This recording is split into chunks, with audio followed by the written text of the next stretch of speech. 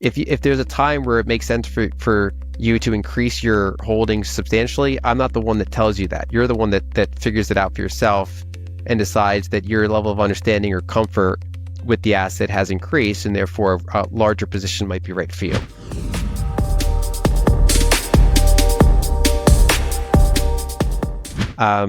There's a natural tendency to assume in technology that new things displace old things. So people naturally assume that, okay, Bitcoin is cool, but it's 16 years old. Why shouldn't I assume some of these newer ones are better?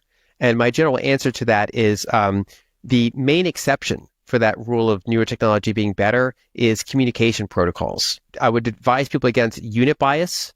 So, we look at it as 21 million Bitcoin, but it's actually 2.1 quadrillion units. In the actual code, that's the actual unit, is just the underlying satoshi unit that we call it now. Satoshis is still very cheap, and I think the network is still very small compared to what it could become and what it should become, as long as some core tenets of it keep working as expected. Bitcoin is about to flip the financial world on its head, and this time, it's not a test run.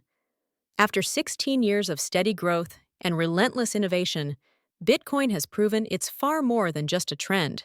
It's the future of money. But here's what most people still don't realize. It's not just Bitcoin's hard cap of 21 million that makes it revolutionary.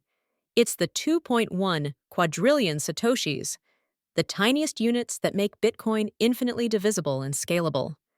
Whether it's a micropayment or a billion-dollar buy, Bitcoin can handle it all. No fiat currency or flashy altcoin even comes close to that level of flexibility. While the traditional financial system continues to buckle under the weight of inflation and rising debt, Bitcoin stands firm, a decentralized, secure, and predictably scarce alternative. It's the digital anchor in a world of monetary chaos. As macro analyst Lynn Alden says, this isn't the end of Bitcoin's story. It's just the beginning. Global adoption is accelerating, and once Bitcoin reaches critical mass, we're going to see a financial shakeup like the world has never experienced. Stick around, because coming up, we're diving into some powerful clips from Lynn Alden's latest interview. Her insights will change the way you see the future of finance.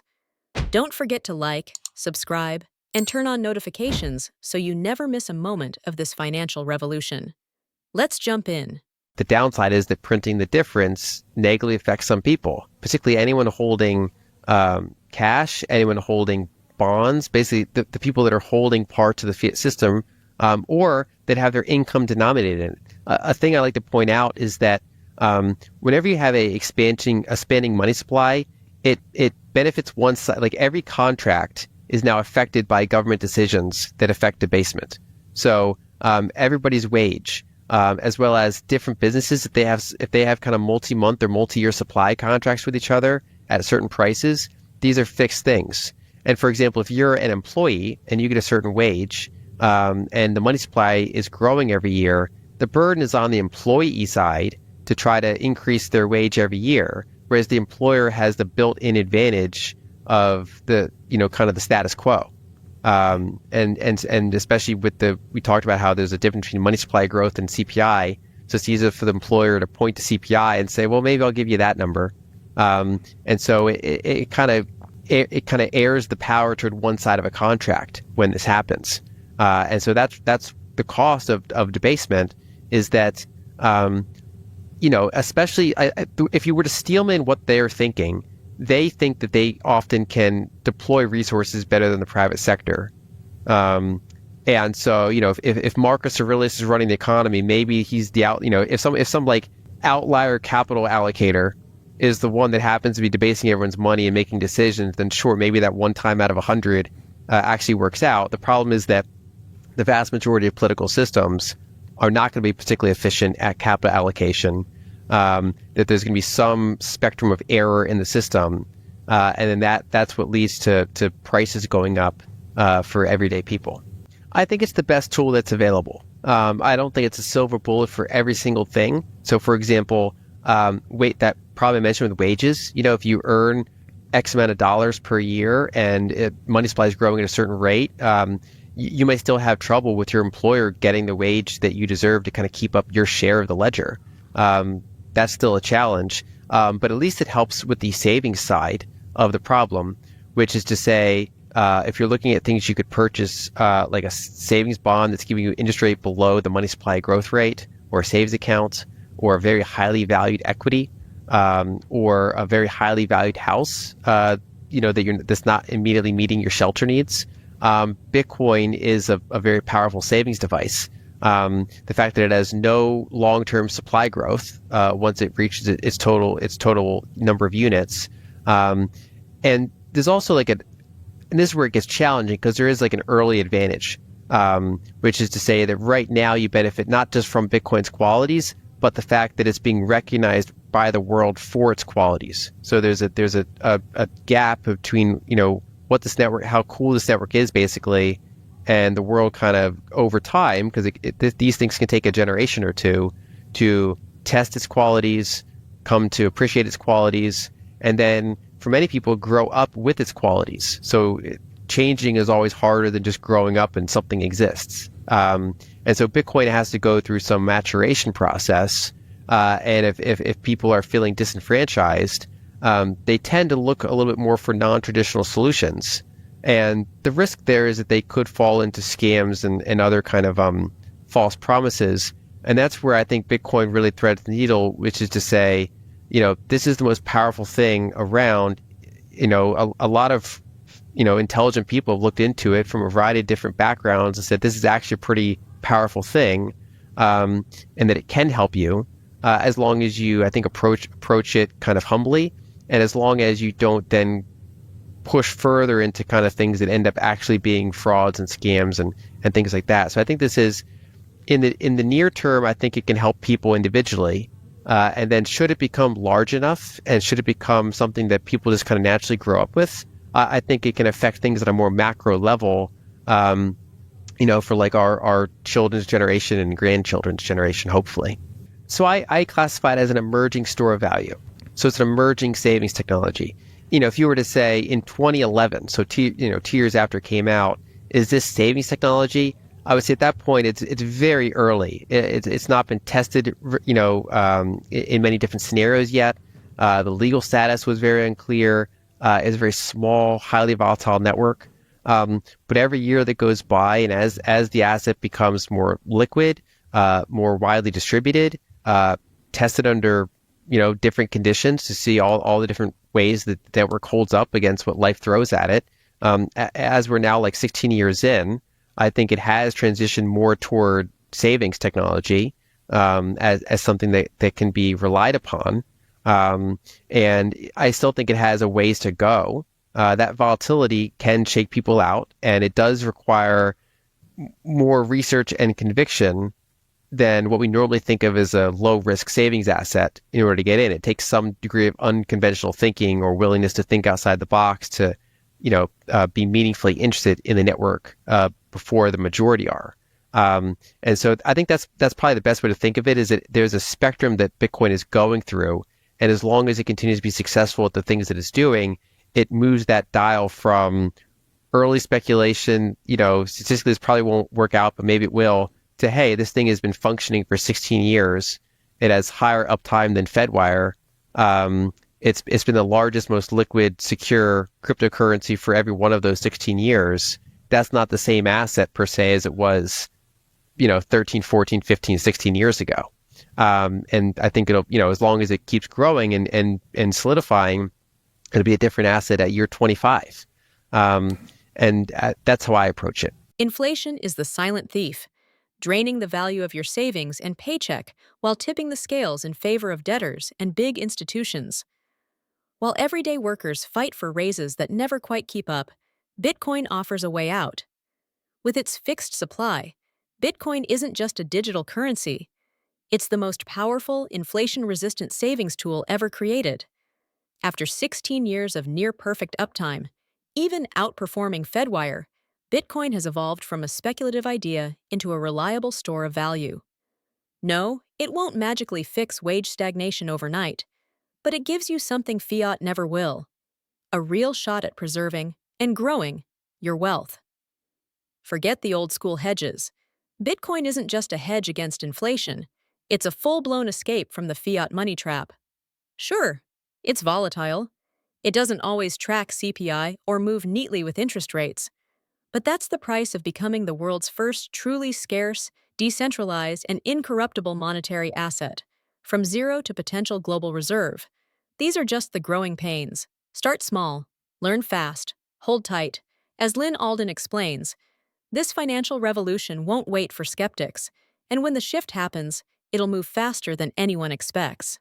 Coming up next, more powerful insights from Lynn Alden's exclusive interview. So if you're ready to break free from the broken system, like, subscribe, and turn on notifications. And let's go back to the interview. So a hedge generally has a pretty specific meaning in finance, which is something that pays off at the moment of a certain thing you're worried about happening. So for example, if you own the S&P 500, a hedge might be that you buy put options on the S&P 500 that pay off if the S&P 500 goes down.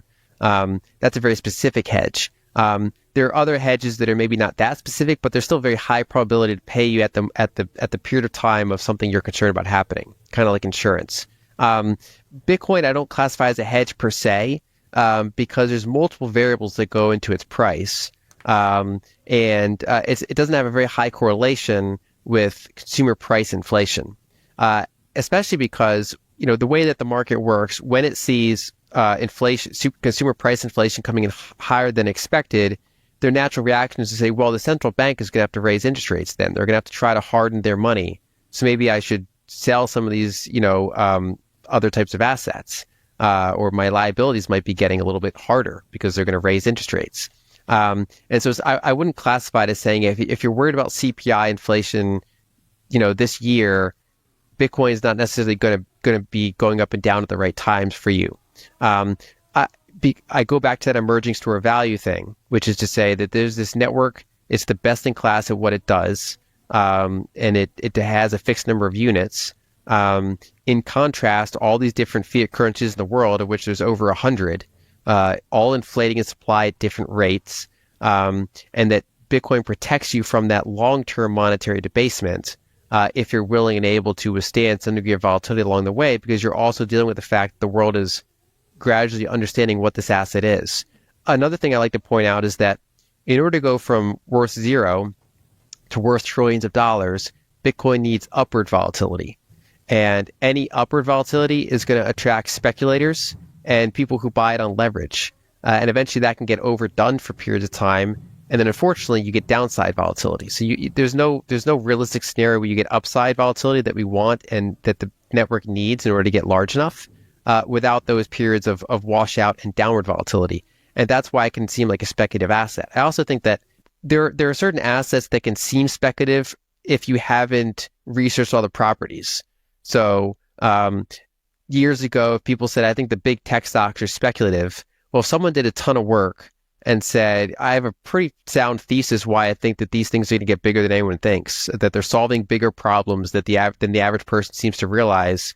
And here's my reasoning, and I'm looking at their balance sheet and their fundamentals, and here's the price to earnings multiple I'm willing to pay. Whatever research they do, they're not really viewing it as a speculative decision unless they're leveraging it or taking on too much risk with the thesis. And Bitcoin is similarly. I think that there are a lot of people that they haven't ever sent a Bitcoin transaction. They haven't really analyzed what are the network effects involved that can differentiate it from other assets? How does mining and nodes work? How does the network work in principle? Why is it different than a different cryptocurrency? What are the trade-offs if you change any of those variables? There are a lot of people that, for a variety of good reasons, haven't done the work on that. They're too busy being a doctor or a mom or a chef or any number of things that life throws at us. They just, like, I can't tell you everything in my car, how it works either, right? So there are a lot of people that just, for whatever reason, haven't done that. And some subset of them will call it a speculation, which I think is generally not the case, other than, again, at the really early stages when, there was a higher probability of failure, I think. There's a danger at buying too much that exceeds your conviction level or your volatility tolerance, because you're more willing to get shaken out of your position at a loss or, during a big sell-off.